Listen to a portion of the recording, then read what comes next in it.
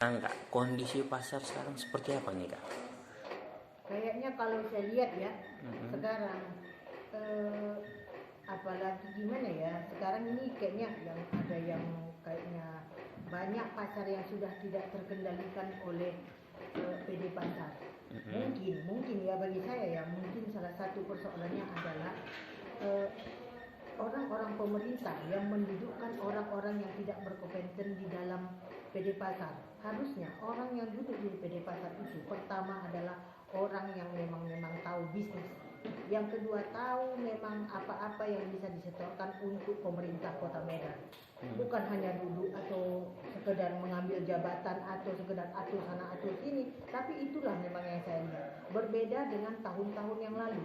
Sebelum, tapi ini tanda kutip ya, kita bukan mengatasnamakan siapa. Berbeda dengan waktu dulu, itu masih dipimpin oleh Dirut PD Pasar, Bapak Rusdi ya, kalau nggak salah saya Bapak Rusdi ya, Bapak Rusdi Sinuraya. Itu keadaan pasar itu membuat pedagang itu bisa nyaman. Orang kan belanja enak, belanja nyaman dengan kondisi pasar yang tertata, bersih, tidak ada parkir liar atau apa. Tapi coba deh si adik saya sendiri melihat bagaimana sekarang semerautnya pasar yang tidak bisa diatur oleh yang duduk di PD Pasar. Harapan kita apa nih Kak? Ya harapannya begitu aja. Kalau memang pemerintah tidak sanggup mendudukkan orang yang bukan berkompeten untuk hal pasar, kenapa harus dipaksakan duduk di situ? Dudukkanlah orang yang memang wajar dan memang tahu hal pasar. Itu aja. Dengan dikabulkannya gugatan petun.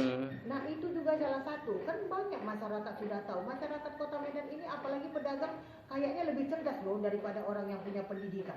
Dari bahasanya aja putusan PT UN menggagalkan gugatan PLT itu kan salah satu. Tapi yang jadi persoalan kenapa PLT sampai saat ini tidak mau mendudukkan 3 direksi yang sudah dicopot secara tidak hormat. Harusnya kan mereka berkaca. Jangan artinya begini loh, jangan artinya kita tahu hukum, taat hukum, tapi kita tidak mentaati hukum. Kita kan mengajarkan hal yang tidak baik ini kepada masyarakat.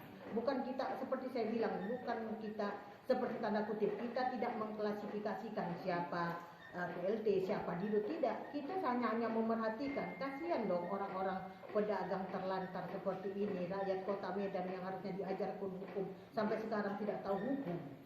Jadi PLT Wali Kota Medan harus bertanggung jawab lah akibat kerugian ini. Putusan PT UN itu adalah putusan dari negara dan pengadilan tinggi untuk ketiga direksi yang dicopot secara tidak hormat bagi saya ya, bagi saya pribadi.